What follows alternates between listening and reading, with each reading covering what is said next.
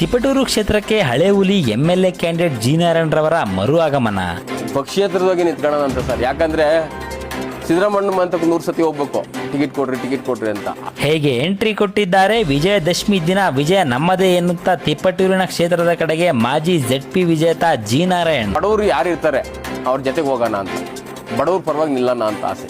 ಇದೇ ವಿಜಯದಶಮಿ ದಿನ ತಿಪಟೂರಿನ ಕ್ಷೇತ್ರಕ್ಕೆ ಮರು ಆಗಮನ ನೀಡಿದ್ದಾರೆ ಅಶ್ವಥ್ ನಾರಾಯಣ್ ರವರು. ಇಂದು ಬೆಳಿಗ್ಗೆ ಜಿ ನಾರಾಯಣ್ ರವರು ಬೆಂಗಳೂರಿನ ತಮ್ಮ ಮನೆಯಲ್ಲಿ ನವರಾತ್ರಿ ಹಬ್ಬವನ್ನು ತಮ್ಮ ಕುಟುಂಬದವರೊಂದಿಗೆ ಬಹು ಸಂತೋಷದಿಂದ ಆಚರಿಸಿ ಅದೇ ಸಂತಸದಲ್ಲಿ ಎಲ್ಲಾ ಅಭಿಮಾನಿಗಳಿಗೂ ಖುಷಿ ಸುದ್ದಿಯನ್ನು ಕೊಟ್ಟಿದ್ದಾರೆ.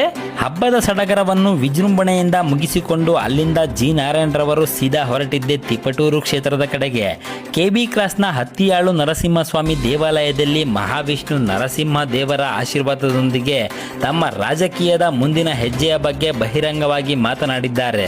ಆಶ್ಚರ್ಯವೆಂದರೆ ಇವರ ಜೊತೆಗೆ ಕೈ ಜೋಡಿಸಿದ್ದಾರೆ ರೈತಪರ ತಾಲೂಕು ಅಧ್ಯಕ್ಷರಾದ ಹಾಗೂ ಹೋರಾಟಗಾರರಾದ ಬಸ್ತಿಹಳ್ಳಿ ರಾಜಣ್ಣ ಮತ್ತು ಉಪಾಧ್ಯಕ್ಷ SLV ರೇಣುಕಾರವರು ಸೇರಿದಂತೆ ಕಾರ್ಯದರ್ಶಿಗಳು. ಮುಖ್ಯವಾಗಿ ಮೀಡಿಯಾದವರ ಸಮ್ಮುಖದಲ್ಲಿ ಜಿ ನಾರಾಯಣ್ ರವರು ನಾನು ಮತ್ತೆ ತಿಪಟೂರಿನ ಕ್ಷೇತ್ರಕ್ಕೆ ಚುನಾವಣೆ ಸ್ಪರ್ಧಿಯಾಗಿ ನಿಂತು ಗೆದ್ದೇ ಗೆಲ್ಲುವೆ ಎಂಬ ಆಕಾಂಕ್ಷೆಯನ್ನು ಇಟ್ಟುಕೊಂಡು ತಿಪಟೂರಿಗೆ ಬರುತ್ತಿದ್ದೇನೆಂದು ನನ್ನ ಅನುಯಾಯಿಗಳಿಗೆ ತಿಳಿಸುತ್ತಿದ್ದೇನೆಂದು ಪ್ರೆಸ್ ಮೀಟ್ ಕೊಟ್ಟಿದ್ದಾರೆ.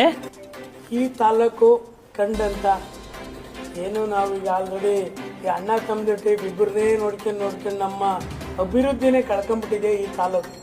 ಈಗ ಹೊಸಬರು, ಹೊಸ ನಾಯಕರಾಗಲಿ, ಹೊಸ ಆಡಳಿತ ಮಾಡೋಂಥ ಹೋರಾಟಗಾರರಾಗಲಿ, ಹೊಸ ಯುವಕರು, ಯುವ ರಾಜಕಾರಣಿಗಳು ಹುಡುಕೊಂಡು ನಮ್ಮ ತಾಲೂಕಿಗೆ ಸರ್ವಿಸ್ ಮಾಡ್ತೀವಿ ಅಂತ ಬಂದರೆ ನಾವು ಯಾವಾಗಲೂ ಈ ತಾಲೂಕಿಗೆ ಆಹ್ವಾನ ಮಾಡೋಣ. ಇವರಾಗಲೇ ಬಂದು ನಮ್ಮ ತಾಲೂಕು 15 ವರ್ಷ ಆಯ್ತು. 15 ವರ್ಷ ಕಳೆದಿದ್ರು, 5 ವರ್ಷ ಸರ್ವಿಸು ಮಾಡಿದ್ದಾರೆ. ಕಾರಣಾಂತರ ಈಗ ಮನುಷ್ಯನಿಗೆ ಏನೇನೋ ಒಂದೊಂದು ಸಮಸ್ಯೆ ಬರುತ್ತೆ. ಆದ್ದರಿಂದ ಇನ್ನು ಮುಂದೆ ರಾಜಕೀಯ ಬೆಳವಣಿಗೆಗಳು ತಿಪಟೂರಿನ ಕ್ಷೇತ್ರದಲ್ಲಿ ಹೇಗೆ ಸಾಗುತ್ತದೆ ಎಂಬುದನ್ನು ತಿಳಿಯುವುದಕ್ಕೆ ನಮ್ಮ ಪೇಜ್ನ ಫಾಲೋ ಮಾಡ್ತಾ ಇರಿ. ನಿರಂತರ ಸುದ್ದಿಗಾಗಿ ಕಲ್ಪತರು ರಿಯಲ್ಸ್ ಚಾನಲ್ನ ಫಾಲೋ ಮಾಡ್ತಾ ಇರಿ.